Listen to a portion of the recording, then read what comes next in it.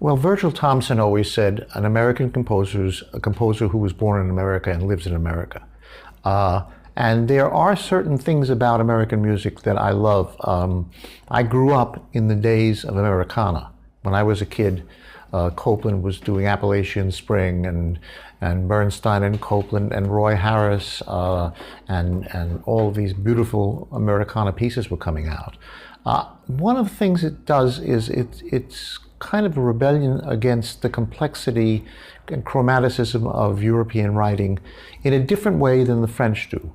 The French do it in a very perfumed way, and it's very beautiful. But Americans, they think of the plains, the simplicity of the plains of the Midwest, of the kind of, Virgil Thomson says, you know, I was just from the Midwest and I write like that. And, you know, it doesn't add anything that isn't absolutely necessary. It's kind of bones bare, but it's also lyrical and romantic and tonal.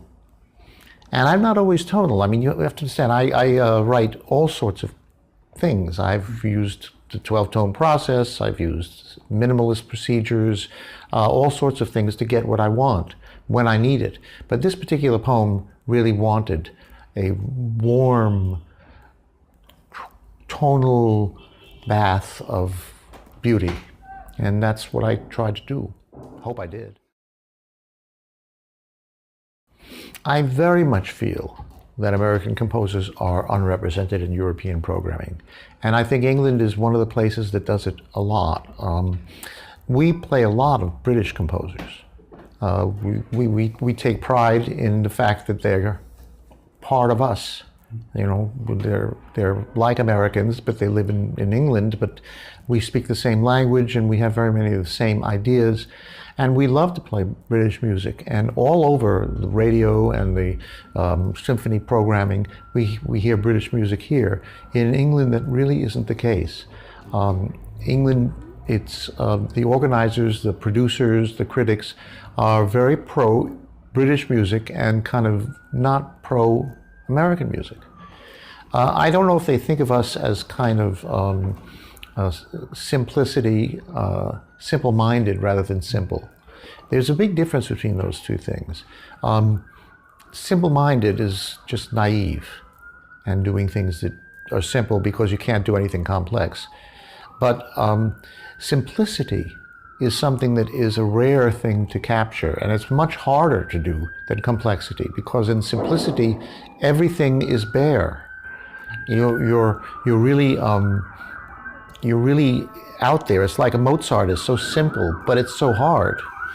And why is it hard? It's hard because it's so simple, because every note is the only note it could be, and you have to make it work on the simple planes, not piling on notes like a lot of chromatic romantic composers do, in which the thrust of it all was all that counted. Here in American music, we pare away things. So I think my music is spare in many ways. I can't compose anywhere. My big problem is that it's so hard to compose that at the moment I'm stuck with a block and I can't write anything, and it's been months. There's no routine. When I'm composing all the time. When I'm not composing, I don't compose at all. My life is kind of what you would see as a roller coaster. I start out at the beginning with guilt because I'm not doing anything. And then the guilt means I accept a commission, and all of a sudden guilt is replaced by fear. Now the fear takes place because I don't know what I'm going to do. It's a blank page, and I could do anything. I'm not a composer who starts with an ism, like serialism or minimalism, etc. I could do any of these things, or tonal writing, or whatever is necessary to write the piece. So I have to figure out what the piece is before I can write it. And that takes a lot of tension to do. So I have go through fear, and I write the piece, and I reach a plateau around 2/3 through the piece where I see the ending coming, and I start to feel some joy.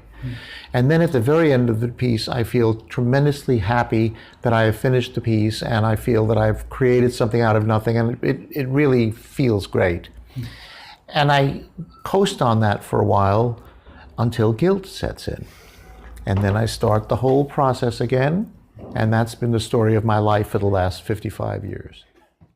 Anything that boxes me in a bit and gives me limits is good.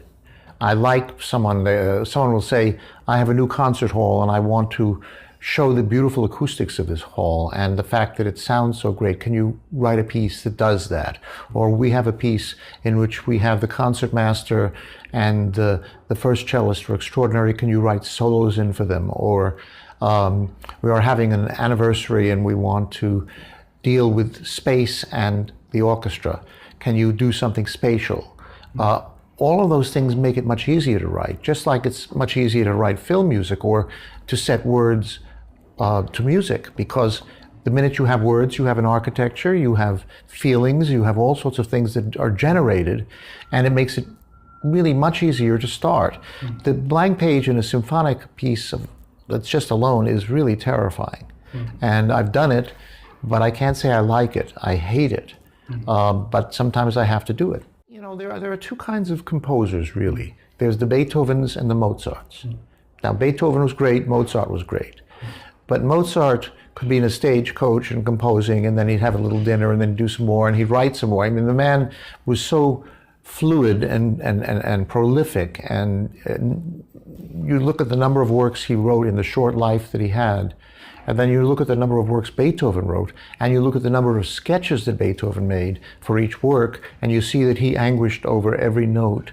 And I'm a Beethoven type. I would love to be a Mozart type.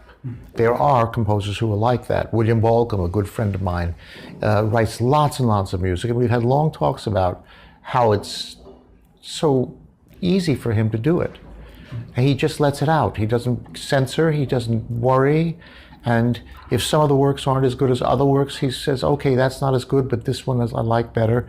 And he doesn't have a problem. I am stymied by not being able to put a note down unless I think it's the right note. And that can take a long time. The Pachelbel-Canon.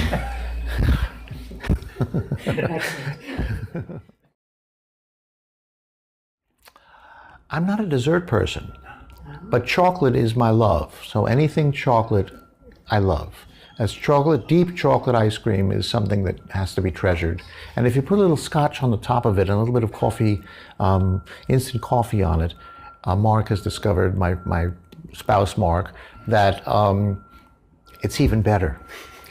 So I love that.